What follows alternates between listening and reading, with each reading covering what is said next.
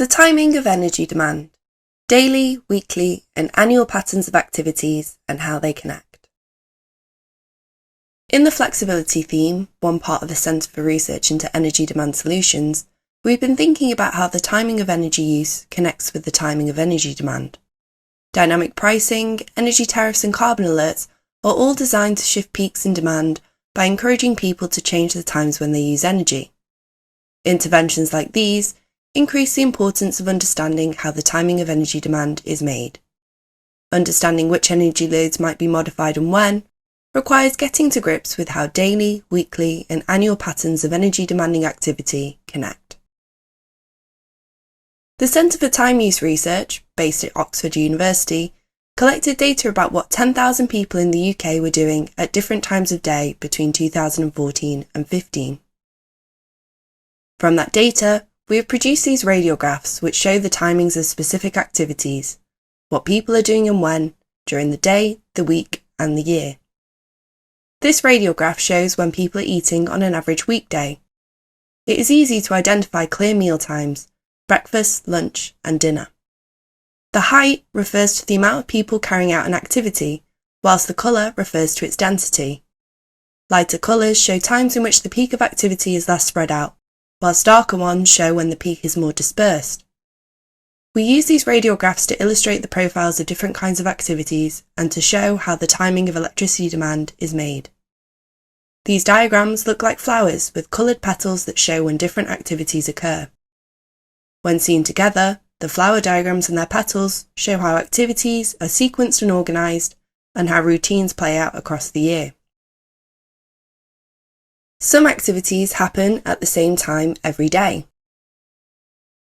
A great example of this is indeed meal times. As radiographs for the whole year show, meal times are very stable.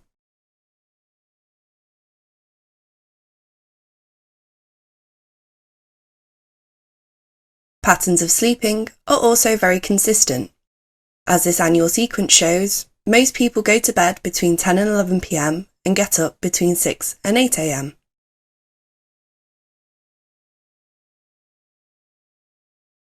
Working also follows a pattern that does not change much over the year. During the week, people mostly start work at 9 a.m. and finish around 5 p.m.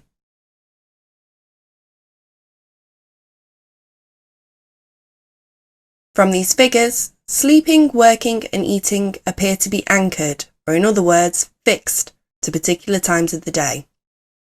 Whilst there are some people who sleep, eat, and work at different times, when you look at the majority, there is a clear structure to the working week. Although this is the general pattern, the weekend is a bit different. On a Friday and Saturday, most people go to bed later than 11, which is later than they do during the working week. They also, mostly, wake up after 7 a.m. on a Saturday and Sunday. This isn't because there's anything essential about these times at the weekend. It is because fewer people are going to work. The absence of paid work softens the weekend schedule. There are other ways in which weekends and weekdays are different. The timing of commuting is another example. During the week, commuting is tied to work hours and there are two clear peaks, one during the morning and one in the evening.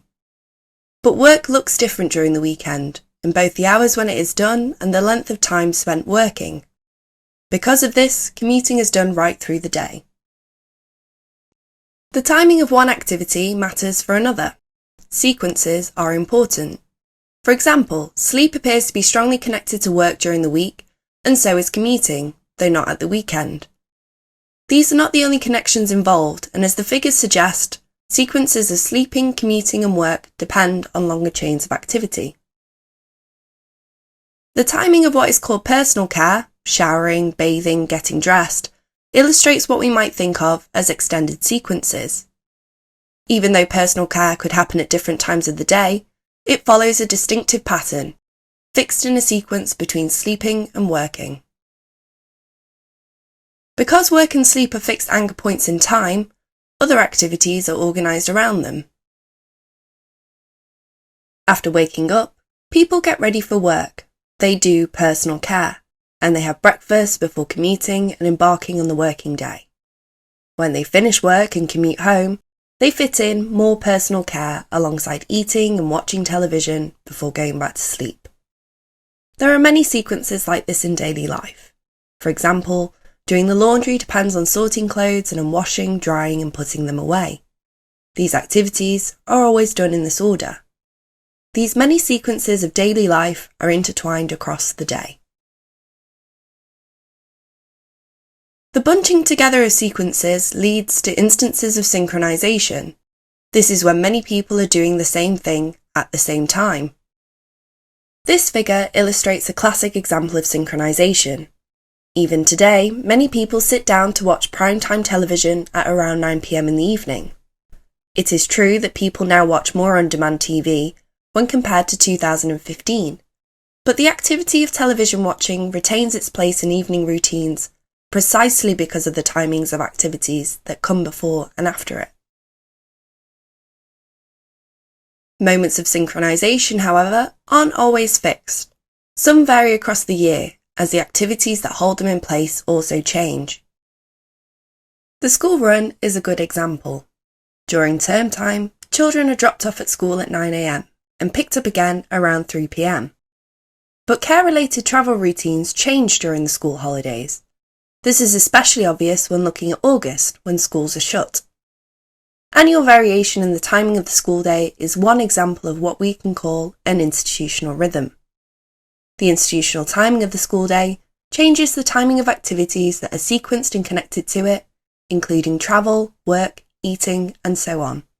As this example suggests, it doesn't make sense to think about the timing of different activities one by one. Instead, when we put some of the flowers together, and when we consider their connections, we begin to see a total garden of practices. As in real gardens, the flowers change through the year. It is this massive interconnection that matters for what people do and for when and where energy is used. These flowers represent a snapshot of data taken from 2014 and 15, but the patterns they make evolve along with the histories of activities, connections, sequences, bundles, and institutional rhythms that make up the timing of daily life. Interventions that encourage individuals to shift the timing of their energy consumption miss the point that the timing of demand is embedded in the timing of everyday life. Shifting peaks and troughs in energy demand depends on the making and breaking of sequences and on patterns of de- and resynchronization. These longer-term processes depend on the collective rhythms that make up the garden of practice.